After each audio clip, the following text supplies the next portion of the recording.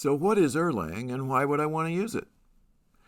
Every programming language has strengths and weaknesses. You've had experience with probably several programming languages at this point, and you should be thinking about what each of them is really good at and what it's easy to use them for, and what they're not very good at and what it might be a little harder to use them for. Because at some point in your career, you're going to have to make a decision about what language to use to create a product. Now, you and I both have strengths and weaknesses.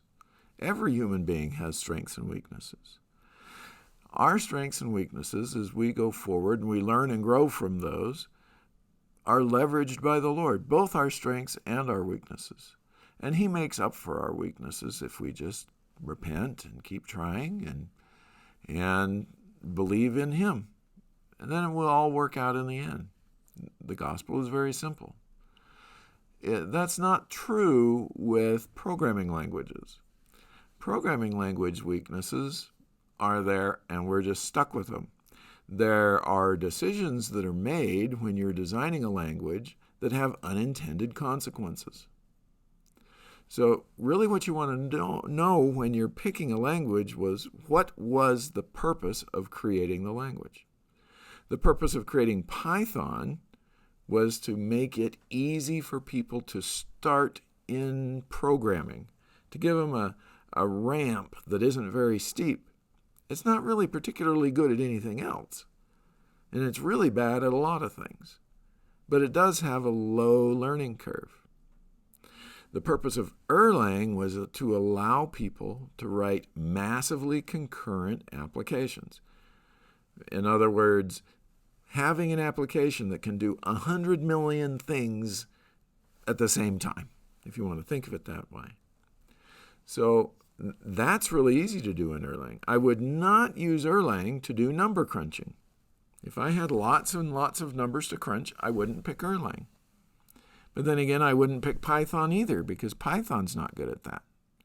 Now, some of you are probably saying, wait a minute, Python's used for all kinds of machine learning stuff. This is true. And machine learning is number crunching. But the Python code, most of it, is what we call a facade sitting in front of a bunch of other code written in another language called Fortran. Fortran is the fastest number crunching language because that's what it was created for. It was created for crunching numbers. So if I was going to do number crunching, I'd select Fortran. I wouldn't select C. It's not as fast at number crunching. I wouldn't select Python, and I wouldn't select Erlang.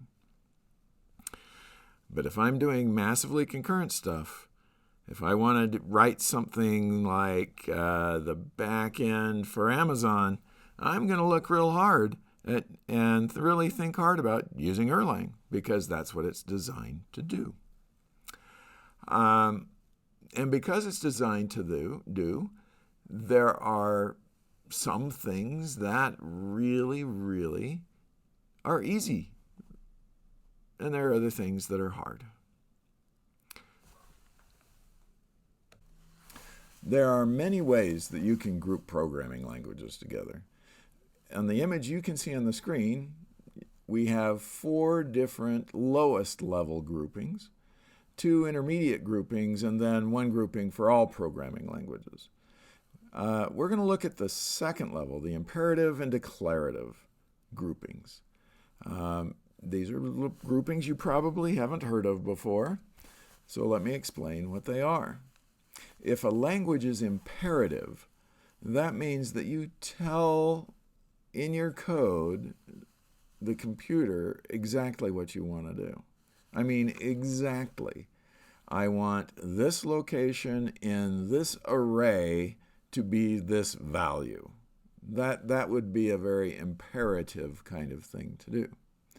In a declarative language, it's very different. You say what you want the computer to do, and then you leave it for the computer to figure it out and to optimize it in the best possible way. So you have different looking code when we're talking about declarative versus imperative. So let's take a look at a concrete example of declarative code versus imperative code. And let's look first at imperative code. What you're seeing on the screen right now is a function that is very commonly used when sorting things. When you tell a list or an array or something to sort, there's a good chance that this is the type of code that's being executed. What you're seeing here is declarative Python code. And remember how I said that you have to worry very much about where you're putting things, put this value in this place, in this array.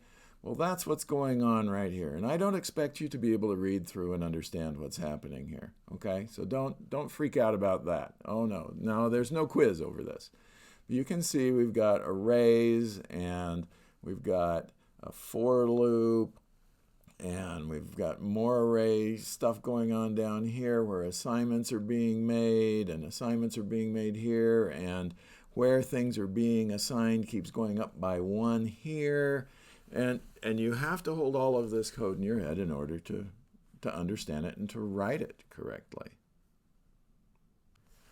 Now let's take a look at the same sorting function written in Erlang, a declarative language. First off, you'll notice that it uses a lot less code.